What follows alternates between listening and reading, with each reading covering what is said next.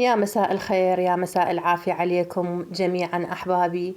اليوم رجعت لكم بطريقة عمل الحنيذ، وإن شاء الله طريقة سهلة وبسيطة. ويلا خلينا هسه نسويها أنا وياكم. هنا مثل ما تشوفون عندنا هذه التوابل، هي المطحون، ماجي دجاج، ماجي لحم، كركم، فلفل أسود، ملح، كمون، كزبرة. ملح والكزبرة مطحونة وعدلة.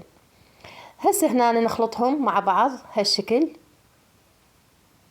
وهنا عندي هذا ماجي الدجاج، وعندي هذا الثوم، أخليه بالخلاط وأخلي نسبة قليلة من المي عليه، وأبدي أخلطه إلى أن يصير عندي مثل الحليب، يعني هالشكل كلش ينخلط. هنا أنزله بهذه الطاسة وأخلي عليه هاي البهارات اللي أنا شكلتها هسه، وأخلطهم وأنزل عليهم قطع الدجاج اللي أنا مسويتهم نصاص، وأخلي شوية من زيت الزيتون طبعا على مود تقوم شوية الدجاج يلمع.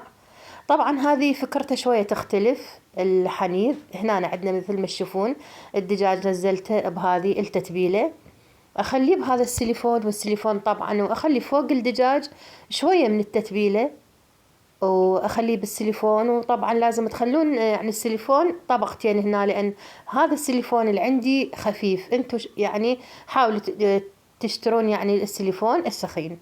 هنا عندنا هذا الجدر راح نخلي عليه زيت.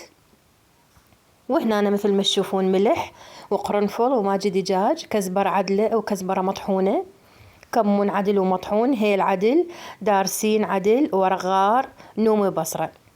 هنا نحاول نحمس هذه المواد كلها، البهارات يعني حمسة خفيفة. وهنا ننزل عليها نسبة من المي، ونشوف إذا احتاج التمن بعد نخلي له شوية. أنا ما أريده مثلا شوية حبايته تمرد وياي.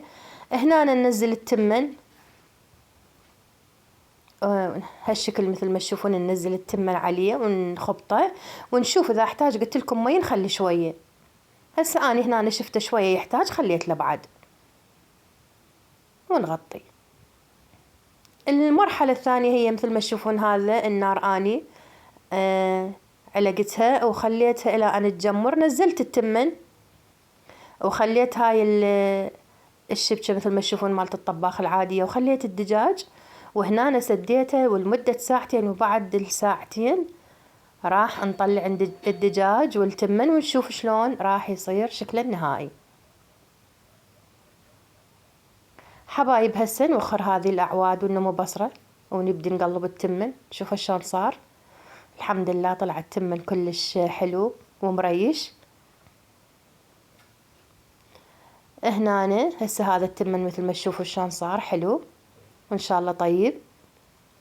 وهذا الدجاج طبعا هو طريقته هالشكل ينسلق، يعني مو دجاج مشوي، يعني هو هاي بتتبيلته هالشكل.